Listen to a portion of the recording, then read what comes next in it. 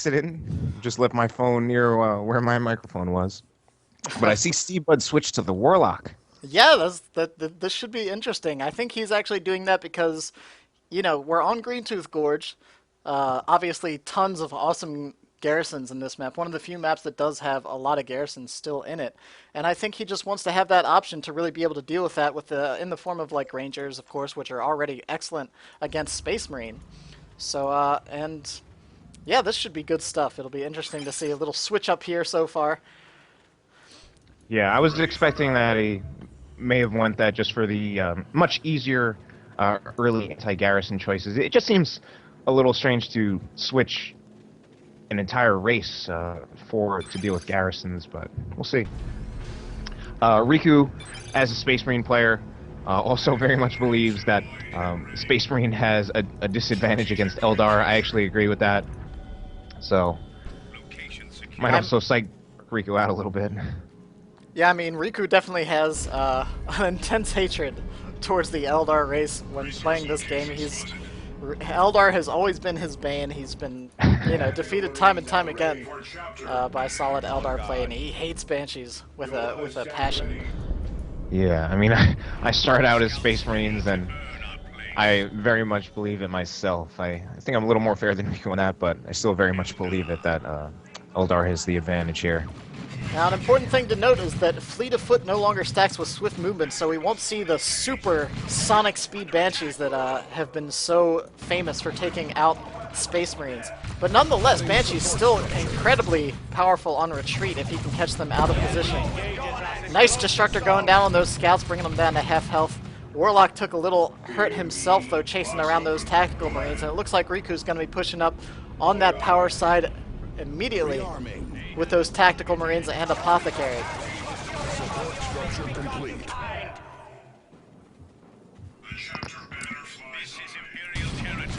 So yep, Flamer coming up on those tacs right out of the gate here. First power expenditure for Dark Riku, and that node is going to go down. Doesn't matter, Riku does have his secondary node up. Both players pop both their nodes, really trying to make sure that they can hold the map here. Although both sides do have nice anti-power squads. Of course, the tax with the Flamer for Dark Riku and Banshees themselves for Stevebud. It looks like these Flamers, going to try to do some damage to the Banshees. They're falling back to the Apothecary, but if the Warlock gets in there to support, those Banshees will easily win that engagement. But the Warlock needs to get in there pretty quickly as the Banshees are starting to lose models already. Oh, but need a heal on these tacs. Still, alright, there goes one tac model. Perfect timing.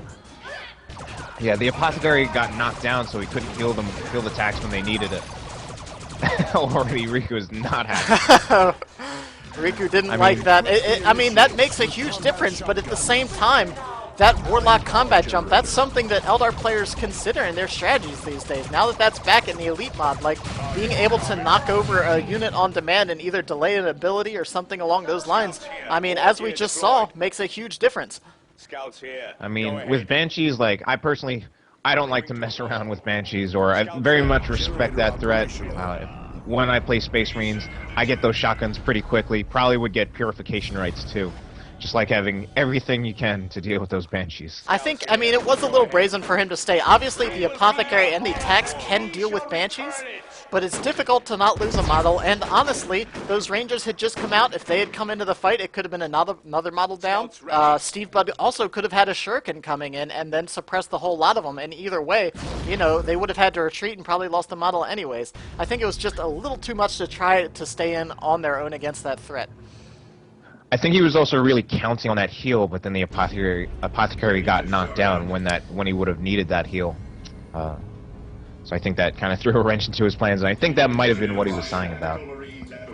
Yeah, I mean, that heal was definitely, it was a clutch knockback there from the Warlock. But at the same time, he should have seen that Warlock coming in. He should have moved that Apothecary over to the western part of that engagement and maybe been able to get that heal in anyways. Rangers looking for a shot here. We're about to tag those scouts, but now pulling back a little further in the face of those tactical Marines, which are going to start burning down some power once again. Banshees and Warlock screaming in. Warlock now upgraded with his Merciless Switchblade. Here comes the knockdown, that kinetic pulse there from the Rangers, buying a nice little window for those Banshees to approach. Tax trying to get into that garrison. Scouts moving in with the shotgun blast. One tac goes down. The explosive shell comes in, knocks the Banshees back, and now those Banshees probably going to have to start backing off. Nothing on the field in the way of heals, of course. No channeling rooms for the Warlock yet. So those Banshees probably going to have to go back and heal before another engagement gets started. Steve is looking very, very strong right now, and I think he's actually like sort of keeping the Space Marines at bay just to protect his power farm. Even though he doesn't quite have enough to take them all on, he's kind of just keeping them at bay. We saw that a little bit actually with the ranged attack from the Warlock, actually knocked over one of the attack models. And this is my favorite build to see from Eldar, is that one of each build. Like, you know, there's just one of everything in Tier 1. It's the most hard thing to deal with, I feel like. But here comes another big engagement. Banshee's tearing up these Assault Space Marine. Apothecary needs to get in there and heal, but I don't think he has the resource to do it. Assault Marines now jumping out. Apothecary looking pretty good right now. He might be able to take out that Warlock, but it looks like he's going to get out of there. I think the Warlock will be fine. So Getting down to, I don't know, 14 HP, 13. There he goes. Finally gets out of that Arc of Fire. That Shuriken weapon team was set up just a little too far back to be effective, unfortunately. But still managing to bleed Riku very well. He did lose an Assault Space Marine. He's down another Tactical Marine. And Stevebud's well ahead in tech here and resource. Stevebud's so been those doing Rangers... Go ahead. Stevebud's doing a great job of holding the map, too. He almost got that natural wreck, leaving Riku with but a lone wreck point. The map's very red right now. And Rangers still plinking away. Significant VP lead. Yeah, I think Riku might be a little psyched out here by this Eldar Nemesis right now. I feel like he could be playing this a little tighter, but he's just... Oh, no! Oh, alright, he does get the heal. Woo, that was close. In this game. I thought he was going to lose it, although losing the Apothecary, generally not a huge deal compared to any other commander, just because you can use Lariman's Blessing. I believe only 125 red, and you do have to use that red, but it's more worth it to spend the red than the requisition to get your commander back. You know what I rarely see Riku get, and I think would be very useful here, is the Purification Rites. Like, I think he often wants to go for that that increased healing accessory, but I feel like the Purification Rites against these Banshees are so important. Yeah, I think Purification Rites are extremely good. Wow, another tack went down right there. So, Stevebud was floating a little bit, just starts Tier 2. Riku actually almost on his way to Tier 2, but, I mean, Stevebud has had most of the map for most of this game already. Yeah, now even pushing pressure on the power farm and capping with his Guardian Weapons team. Yeah, but Stevebud about to get a cap on the middle and Riku's natural, but Stevebud is trying to back cap. Might get forced off by some Dire Avengers, though, and yeah, they're moving away from there. Alright, the Banshees got forced off. This is really an excellent time. Stevebud may have been a bit too aggressive with those because they're pretty much what he needs to stay on the field against the Assault Space Marines, Apothecary, and Tax. The Warlock is still hanging out with his Merciless Witchblade, sitting at about half his HP, but that Merciless Witchblade, man, that thing does not mess around, and it just about guarantees that your Assault Space Marines aren't going to be able to get their second jump in. There are a lot of good things about Stevebud's build. First, there's a lot of good things about Stevebud's build. First, there's the Rangers. Whether they're shooting at the Tax or the Scouts, they're gonna be really good. Bleeding the Scout models or pressuring Dark Riku to use his heal early before fights have even started. The ASM are one of the main answer to the Rangers, but one of the things I learned from Codex about playing with Rangers is that you want to keep them in front of your Shuriken firing arc, so that when the Assault Space Marine jump in, they're already jumping right into a Shuriken, and then with the Banshees and the Warlock, they'll be able to counter the Assault Space Marines pretty hard once they jump in, especially with the Warlock burning their energy. So, wow, very fortunate for Riku that he didn't lose any models on retreat there to the Banshees. Stevebud is Tier 2. Banshee XR coming in, gonna be giving her a lot more damage right there. Does have the aspect of strength, so she will be equipped with her very nice Executioner right there instead of her dual power swords. So that's gonna give her some heavy melee, a little vehicle answer, and in general, big nasty squad. We've got some pretty overwhelming map control, but Dark Riku's already making that vehicle purchase. Gonna pressure Stevebud potentially to maybe put a Bright Lance on his Guardian weapon team, or just get some sort of new unit entirely. Yes, the Razorback too is such a huge game changer, I feel like, against Eldar. Like, it can just bleed Eldar so effectively since they're kind of low HP, infantry-based squads. That dual heavy bolter there on the top just bleeds them so bad. Ooh, and an Autarch on the field getting dropped in, taking out a couple scouts on the approach right here. She's going for the kill. I doubt she's going to get it, but decides to engage the tax instead, start hacking away at that power armor. And man, Autarch and Warlock on the field is very difficult to deal with. Finally getting knocked down by that full auto. Gonna force her off the map relatively shortly here, but the Assault Space Marines need to be very careful. There goes the Merciless Strike. One Assault went down, one Banshee went down. That's, all things considered, a win for Stevebud. But it's already 200 points to 481. This is looking very difficult for Riku. I mean, Space Marine comes into its own in Tier 2, but he's going to have to play this very tight to stay in this game. Otherwise, we could have a huge upset, and Dark Riku heading out of this tournament in the initial rounds. Alright, but we now have a Bright Lance up from Stevebud. Also has the Howling Banshees, but he does not have any kind of snare, so with good micro, Riku should be able to keep that Razorback alive, especially if he chooses to get the extra armor, although he probably won't. Yeah, I haven't been seeing him getting that. He's sitting there taking the shots. It might be able to get that final shot in. Oh, I thought that was going to hit the Razorback, but it hit the Tactical Marines. Oh no, but the Tacs are retreating through the Banshees, and the Autarch, swift movement has been activated, and the Tacs are going down. Oh, that's a huge loss. Considering the map control advantage, that may be the nail in the coffin for Dark Riku. Oh no, Riku is not happy. Getting knocked down by the Warlock. His Apothecary is going to go down. He may have thrown in the towel right here. No, he does try to get the heal in, but not a problem for those Banshees. Goes down. For the chapter. Alright, he's not out of it yet. He hasn't conceded. I don't know if he'll call a GG. He might just concede, but he might not claim that this was a good game, but I mean, at least for the moment, he's still playing. Very unfortunate, the retreat path of those Tacs. I was about to say he got his Riku back. He got his Apothecary back. Used Laramin's Blessing. Did not have to spend any requisition. Now actually has a 2-cat. See, he went for that improved medical equipment again. If he had those purification rates there on that retreat for the Tacs, he would have knocked down all that melee that was chasing them, and probably saved. I mean, possibly, you know, not necessarily, but possibly save their lives. Yeah, don't underestimate those Banshees. They may have done it anyway. Yeah, I mean, they're, you know, extremely quick, and along with the Autarch giving them a jump and a speed buff, they may have been able to still get in there. One of our initiates has fallen.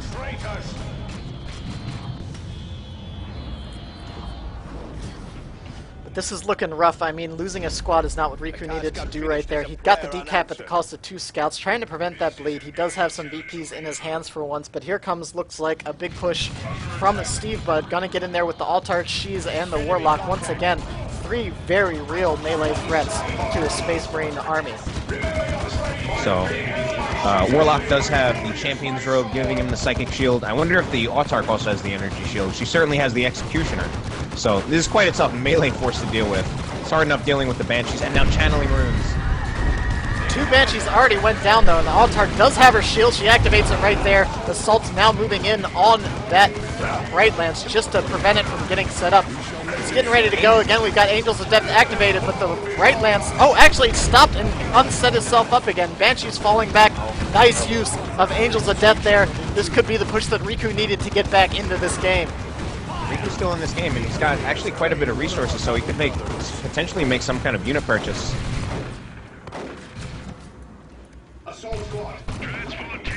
Riku actually choosing to go to Tier 3. Might want to try to get like a Predator out or something. That's an interesting choice. Razorback.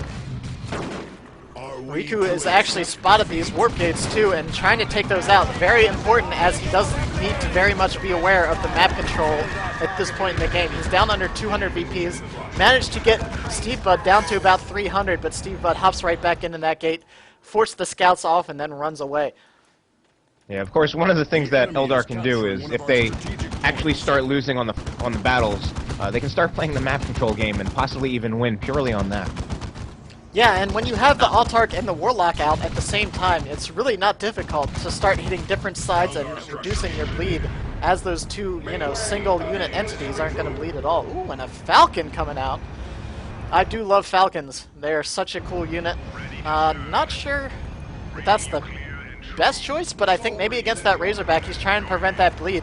He did have to fall back because the Banshees were losing models. And I guess he figures with the channeling runes, he's going to try to beat the Apothecary at his own game here to start keeping those squads healed up and reinforcing on the field. Yeah, channeling runes, Falcon, Autark, Warlock with both the Champion's Robe and the channeling runes. It's going to be a lot of staying power for the Eldar. The only thing I'm concerned is that I really think that Riku is going for a Predator at this point.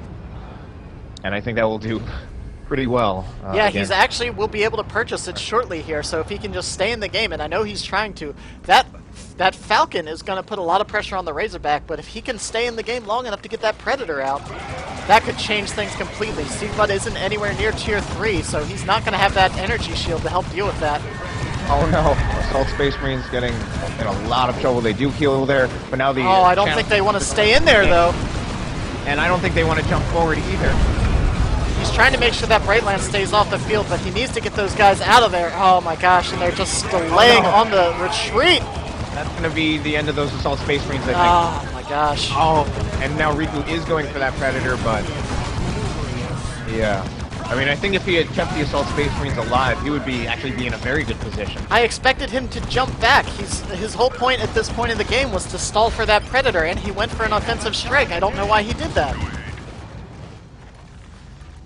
That was just not a wise jump. He had his sights set on that Bright Lance, and it was just unfortunately not a good play. Yeah, I mean, Falcon, he jumped... oh man, the Falcon's just sitting out there. Oh, if it would have stayed there a little bit longer. Oh, the Predator's coming up. If he can snipe that Falcon while its rear armor is exposed. I mean, Riku's still here, still playing, but, I mean, that was a very tough break. If he had kept the Assault Space Marines on the field with the Predator, I think this would be a very different game. To win the game. As is, he's still playing, but Stevebud's about to get a triple cap. 173 VPs left for Riku.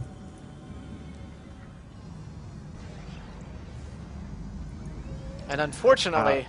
that being said, if Riku really wants to, he could actually replace the Assault Space Marines right now. I don't think that would be a good choice at this stage of the game. I mean, either... I don't know, it's tough. Those Assault Space Marines aren't going to be leveled. It's going to take huge investment to keep them on the, you know, useful on the field. He's going to at least need to buy the Sergeant, if not also the Meltas again.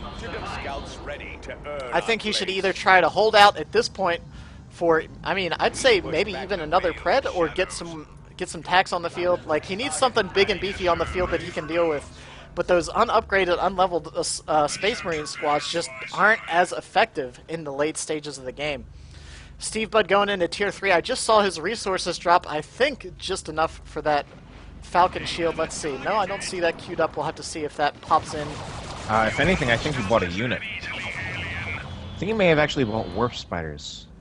Interesting. I'm literally just using my powers of deduction to Yeah, I'm guess trying to see how much his resources went down. Maybe a D-cannon? Based on D-cannon would roughly be sweet. D-cannon's possibility. I think maybe Warp Spiders. Warp Spiders potentially in response to the Predator. He is going to bring the Assault Squad back. D-cannon, you were right. You called it. All right. Points for me. I'll put that on my caster scorecard. So that's a good as VP denial, since you can always just like put it at like maximum range, and it will shoot out literally whatever's on the VP, since you actually have sight on the VP, even if you're like far away from it. Oh, and there goes the Falcon energy shield. The Guardians are creeping up, popping those energy shields up closer and closer to the center of the map. I just don't think Riku's going to be able to get back in this. He doesn't have the red for Terminators. He just bought those Assault Space Marines, which I'm not sure if that's what he wanted to go for there. I don't think it's a bad choice, although Riku hasn't really been doing that well with his Assault Space Marines, so...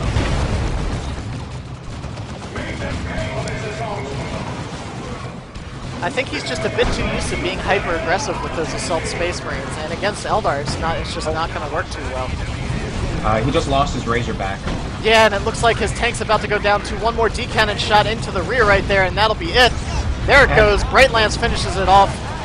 Razorback goes down, Scouts go down, and everything is just looking gravy for Mr. Stevebud. Looks like we're going to have to wait a while for him to join us in the casting, because I think this game is just about done.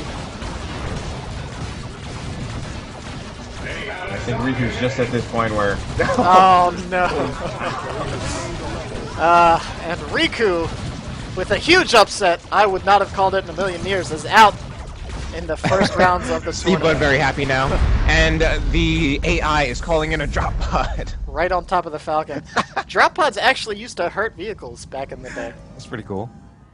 But anyways, So- I guess we'll go ahead and drop out of this match. I think Twilly said he's got another game coming up here shortly. Congratulations to Stevebud. So, yeah, definitely. Moving on to the round of 16.